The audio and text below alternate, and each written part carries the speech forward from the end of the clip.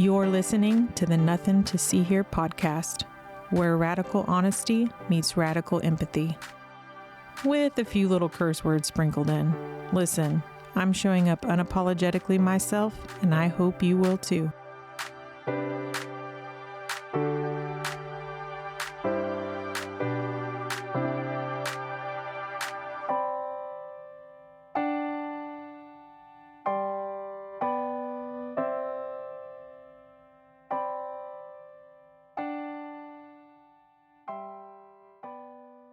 I'm Kimberly Wright, and you're listening to the Nothing to See Here podcast, where we get honest about being human, fear, healing, and everything in between. For years, fear has held unbridled power over my life, often feeling like an ominous presence, pulling me into the shadows against my will. While it may seem hyperbolic, there is tangible evidence of fear holding me back, stunting my growth, and hindering my path. Every idea, every step toward my purpose has been detoured by fear. And for a long time, I accepted that. If I stayed quiet, I wouldn't get hurt. If I kept things simple, I thought I'd stay safe. So I made myself small and unassuming in the hopes to not draw attention. But the universe had other plans. The pull to share my story and to create space for others to share theirs grew louder over time. Like a drumbeat, soft at first, but growing steadily until it was impossible to ignore. Today I am choosing to face fear because my purpose speaks louder than fear ever could. Because building something real, something rooted in community, matters more than playing it safe. And because creating a space for those who've shrunk themselves to fit in society's little boxes matters more than my comfort. What I've come to understand is this: fear isn't just my story, it's our story. It's a thread that runs through generations, cultures, and communities, and feeds off the ones who were taught to shrink themselves to be more palatable. Fear weaves itself into our lives subtly and sometimes so convincingly that we don't even recognize it for what it is. It wears 1,000 disguises: perfectionism, procrastination, people-pleasing, obsessive-compulsive disorder. The list goes on. And while it presents in a myriad of ways, its impact is uncannily similar. Its presence isn't always overtly obvious. More often, it lives quietly in our minds. It's the constant overthinking before you speak, afraid of how your words will land. It's pushing yourself to the brink by chronically overworking just to drown out the noise in your head. It's shrinking, softening, and editing yourself to be more agreeable in an effort to avoid rejection. Over the years, I've learned that most people, no matter how confident they appear, carry some version of fear within them too. Fear of failure, fear of being misunderstood, fear of being too much, fear of not being enough, fear of being seen, and yes, fear of being invisible. If you've ever felt any of those things, you're not alone. You're not broken. You're simply human. And I think there's some power in knowing that you are just like everyone else. The curation of our lives on social media has taken away true, sincere connections. But we can get it back. And if we are brave enough to be honest with ourselves and each other, we might just find a community hiding beneath everything that has kept us isolated for so long. If fear hadn't infiltrated my creative desires, this podcast would have launched 2 years ago. The need to have everything perfectly curated, perfect sound, perfect branding, perfect timing, stopped me in my tracks. I didn't want to put out anything unless it was flawless. Perfectionism is a bitch. And instead of making progress, I froze. Maybe that sounds familiar. Maybe you felt the weight of fear disguised as not ready yet. But living your truth, no matter how messy, breeds experience, and experience elevates your craft. The only thing I gained from not starting was what ifs and regret. Perfectionism has been one of the biggest barriers in my life, but here's what I've learned in the process of doing the inner work. It's okay to be at square one. You don't need to have it all figured out to begin, and you don't need to be perfect to be powerful. Fear once made me feel unworthy, but healing has reminded me that I've always been enough. So take a moment. What memories or moments are stirring for you right now as you think about fear? Where has fear kept you quiet? And where has fear kept you still? One of my goals with this podcast is to talk candidly about life's toughest moments. Words are easy to say, but I think real life experiences can be even more impactful if they help you see yourself in others. Even though we are connected more than ever before, it can still be so isolating if we aren't genuine with both the ups and the downs of this journey called life. So let's discuss one of my many examples of debilitating fear, the first few months after my sweet girl was born. What should have been one of the most joyful, awe-filled seasons was also one of my most fear-ridden. I was so completely in love with this tiny, perfect human, and that made me more emotionally exposed than ever before. Suddenly, I was overwhelmed by this haunting fear that it could all be taken away.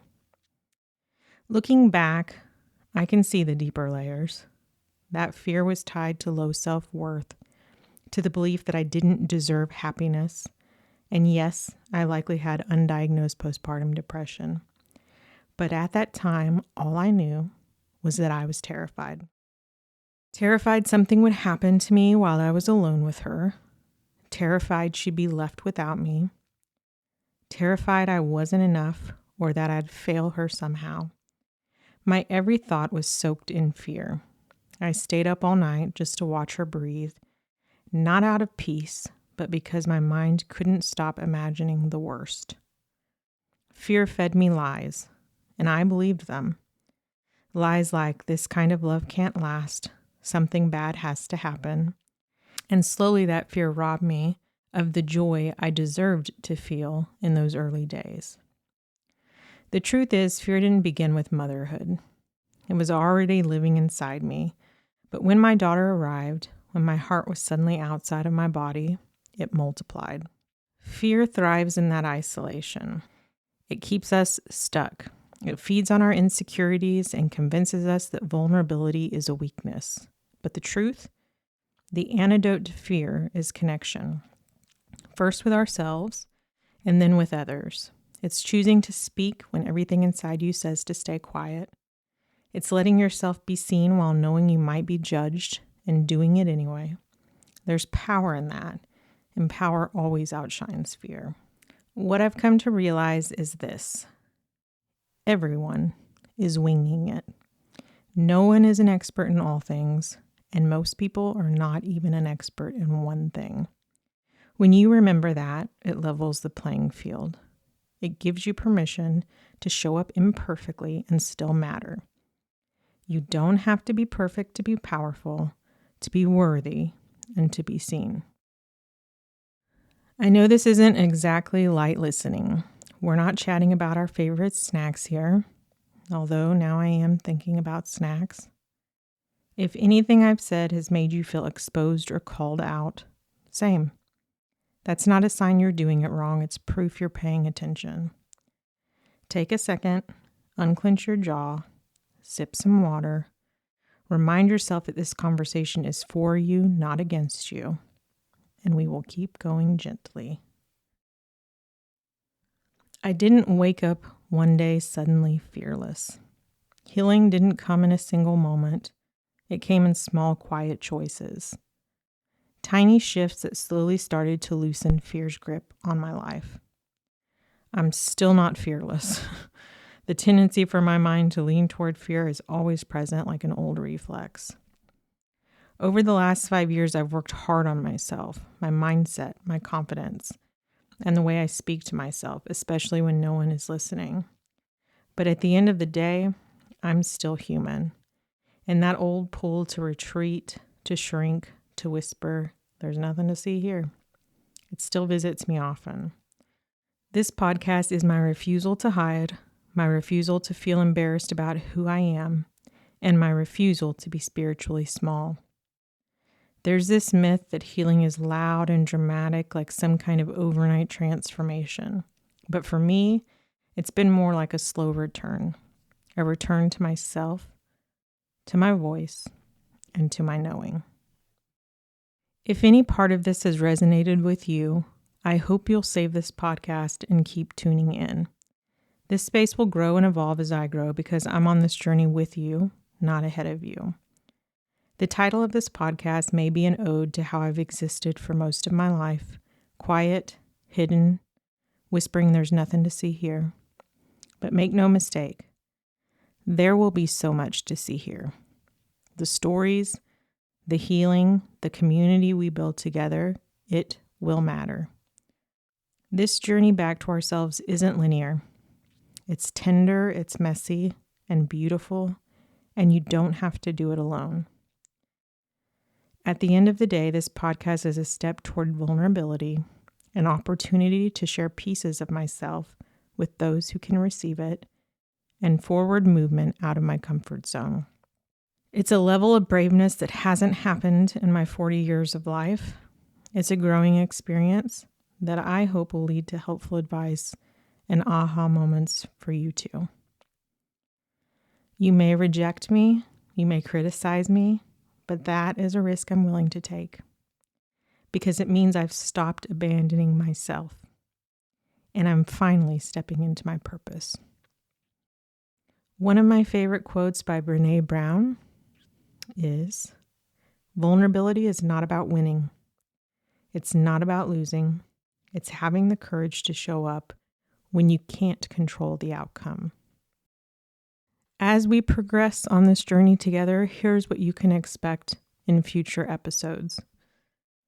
Open, honest, and raw conversations about the human experience. No sugarcoating, just truth. Guest speakers who bring unique perspectives, powerful stories, and lived wisdom. Video and audio formats coming soon for those who want to watch as well as listen.